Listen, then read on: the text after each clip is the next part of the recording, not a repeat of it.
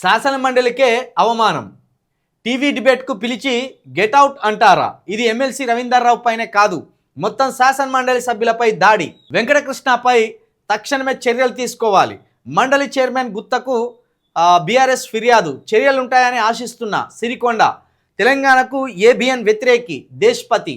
MLC Takkalapalli రవీందర్రావును అవమానించిన ABN Andhra Jyothi వ్యాఖ్యాతపై చర్యలు తీసుకోవాలని కోరుతూ మండలి చైర్మన్కు ఫిర్యాదు చేస్తున్న సిరికొండ.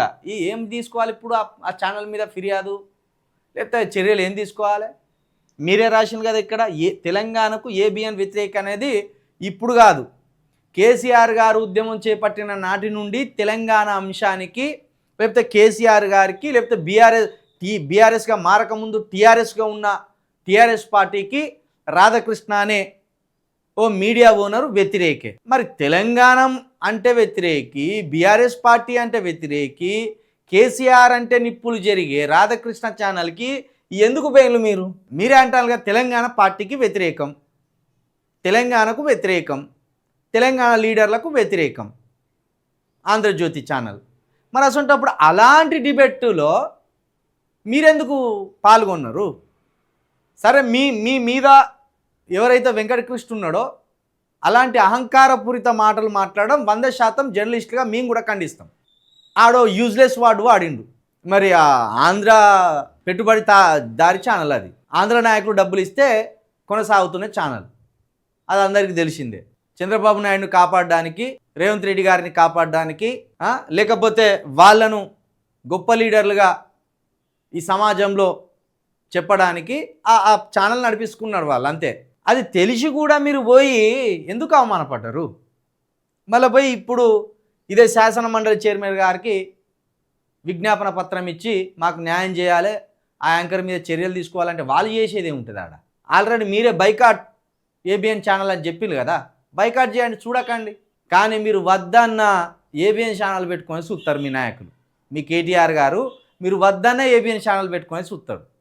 ఎందుకంటే అసలు కుట్రలు ఏం జరుగుతున్నాయి మన మీద అనేది ఆ ఛానల్ చూస్తేనే మీ వాళ్ళకి అర్థమవుతుంది. నిజంగా మీకు చిత్తశుద్ధి ఉంటే ఆ ఛానల్ని బైకాట్ చేయరు. ఇక శాసన మండలి చైర్మన్ చర్యలు తీసుకుంటాడా తీసుకోరా తర్వాత విషయం. కానీ వెంకటకృష్ణ మీరు మాట్లాడింది 100కు 100% అహంకారపూరితమైన మాటలు.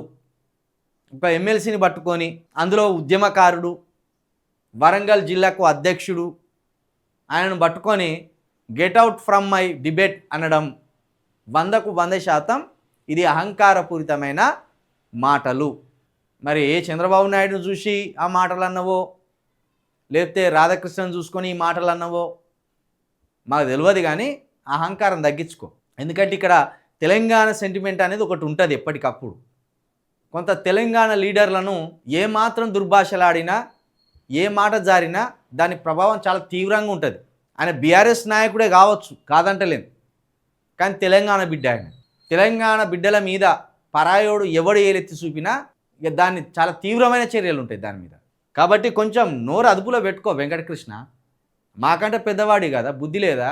ఆ డిబేట్ అసలు ఎవడు చూస్తాడో ఎట్లా చూస్తాడో, కానీ ఓ పసవు ఉండదు, అలా ఓ అర్థం ఉండదు. అందులో ఏందో నిండు గర్భవతి నొప్పులు పడుతున్నట్టు మెల్లగా ఏం రకమైన డిబేట్లు అవి? ఓ అర్థం పర్థం లేని డిబేట్లు అని పెడతావు. ఒక డిబేట్ పెట్టినామంటే రాష్ట్రానికి అక్కడికచ్చే న్యూస్ చెప్పాలి. టైంపాస్ డిబేట్లు అని పెడతారు, టైంపాస్ డిబేట్లు. అంత పెద్ద ఛానల్ పెట్టుకొని ప్రజా సమస్యల మీద ఒక్కడంటే ఒక్కడు మాట్లాడు.